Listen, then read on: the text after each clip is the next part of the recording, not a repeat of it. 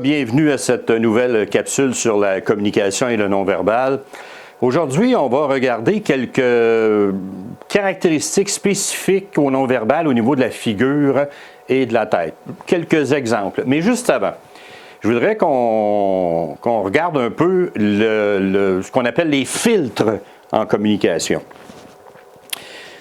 On a tous des filtres lorsque l'on parle. J'ai déjà dit que la parole filtrait et organisait l'information, tandis que le non-verbal, lui, n'organise rien habituellement et ne filtre pas de façon générale, à moins d'être un spécialiste en communication ou encore quand tu as une pathologie spéciale, c'est une absence d'émotion, mais ça, c'est d'autres choses. Donc, on a tous des filtres. Et lorsque l'on envoie un message, lorsqu'on envoie un message à une autre personne, on essaie de filtrer habituellement, le plus correctement, nos propos pour qu'ils soient bien reçus. Par contre, il y a 50 000 pensées par jour dans notre cerveau. Même, ça comprend une mauvaise pensée également. Alors, toutes ces pensées-là, à un moment donné, font en sorte qu'on est très concentré à dire ce que l'on a à dire, mais on oublie le non-verbal. Et c'est souvent lui, ce non-verbal-là, qui parle haut et fort. Il y a un jour, il y a quelqu'un qui m'a demandé de lui donner un exemple concret de ce qu'est la communication non-verbale. J'ai répondu, bien sûr, comme je viens de le mentionner, que c'était tout simplement ce que notre corps raconte sans dire un seul mot. Justement, à cet effet, voici une petite mais véritable anecdote. Il était une fois une jolie jeune femme fort bien habillée qui rencontra sur la rue un ancien employeur qui était accompagné d'un ami qu'elle ne connaissait pas, mais qui, par son chic costume, semblait être un professionnel. L'ancien employeur, homme d'affaires très fortuné, la salua et lui demanda gentiment comment il se portait. La jeune femme me sourit sincèrement et lui répondit qu'elle allait très bien. L'ex-employeur présenta alors à la femme plutôt à son copain qui s'empressa de s'avancer et de tendre la main avec un large sourire de carnassier affamé. « Pierre, je te présente Louise, qui a été longtemps la gardienne de mes enfants. » Le visage de l'ami se ferma subitement et le sourire disparut brusquement, pendant que d'un air hautain, il reprit ses distances. Pauvre de lui, qui croyait avoir affaire à une femme riche et influente, il s'était fait berner l'espace d'un instant. En effet, la gestuelle, la posture, la distance, les mimiques et les attitudes corporelles livrent beaucoup de messages pour qui sait lire correctement cette dimension de la communication. On va maintenant regarder juste quelques signaux non-verbaux éthiques au niveau de la tête et du visage et qui parlent fort, bien sûr, sans que l'on dise un seul mot. Première photo, la bouche serrée, avec une tension au niveau des mâchoires. Le menton renfrogné, le regard fixe sont tous des signes de fermeture ou encore, c'est que l'on filtre avec précaution les propos de l'autre ou la scène que l'on voit. Si vous êtes en négociation avec cette personne, soyez très préparé et très précis dans votre argumentation, car rien n'est gagné. Toutefois, c'est peut-être un état temporaire. Et surtout si vous voyez que durant cette négociation-là, cet échange-là, son non-verbal change, c'est-à-dire qu'il se détend, eh bien, vous êtes à ce moment-là sur la bonne voie. Toujours dans un contexte de négociation, maintenant, la langue, comme on le voit, qui pousse dans la joue, n'annonce rien de bon habituellement. De plus, si le regard est fixe, je vous souhaite bonne chance. Ou encore de changer très vite votre stratégie de communication, car il est difficile d'être plus fermé que ça. Se gratter le sourcil maintenant, se questionner, désirer plus de précision ou tout simplement être sceptique. Donc, soyez encore une fois très précis dans votre argumentation et s'il y a lieu, faites clairement voir les avantages de votre proposition car votre interlocuteur n'est pas convaincu.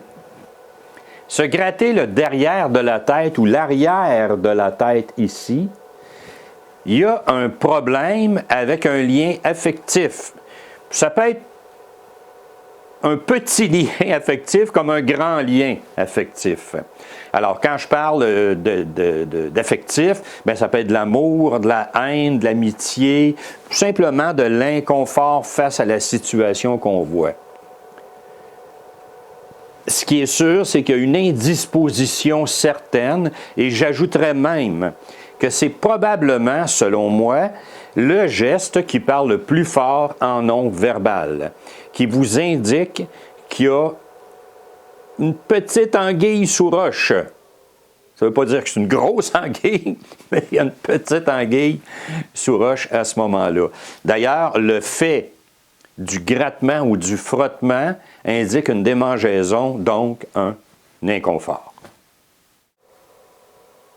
Maintenant, l'inclinaison de la tête. La tête penchée à gauche. Quand je parle de gauche, bien sûr, c'est la gauche de l'interlocuteur, de celui ou celle qui parle.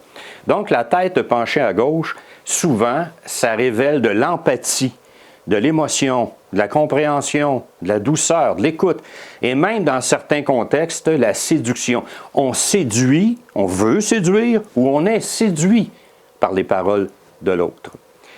Vous remarquerez dans certaines occasions, quand il y a des défilés de mannequins, des défilés de mode, de mannequins, de modèles, si on veut que les modèles représentent la douceur, l'empathie, la gentillesse, la féminité, on va leur demander d'incliner un peu leur tête à gauche avec un petit sourire, ça va de soi. Cependant, si on veut que les mannequins représentent vraiment quelqu'un qui est beaucoup plus fonceur, qui a du caractère, qui n'est pas du tout en mode séduction, OK?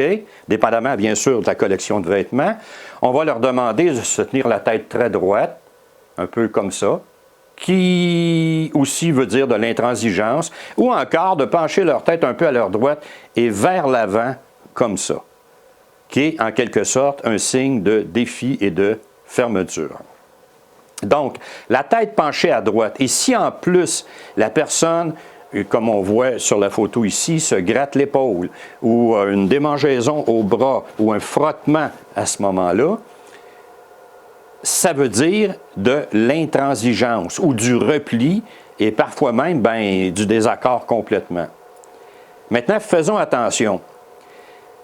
Si, quand un des deux vis-à-vis penche sa tête à gauche et que l'autre suit le mouvement.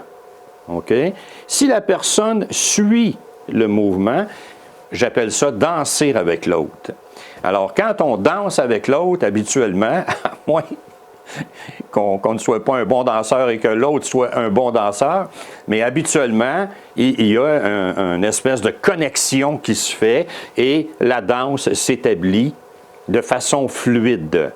Alors, à ce moment-là, peu importe si vous inclinez votre tête un peu à droite et que la personne en face de vous incline à votre gauche et que l'autre fasse la même chose, à ce moment-là, c'est vraiment ce qu'on appelle la synchronisation verbale ou encore appelé l'effet miroir. C'est-à-dire que les deux personnes qui sont en dialogue ou qui se regardent à ce moment-là, comme deux, ça peut être deux amoureux, à ce moment-là, ils sont en symbiose, donc ils dansent ensemble.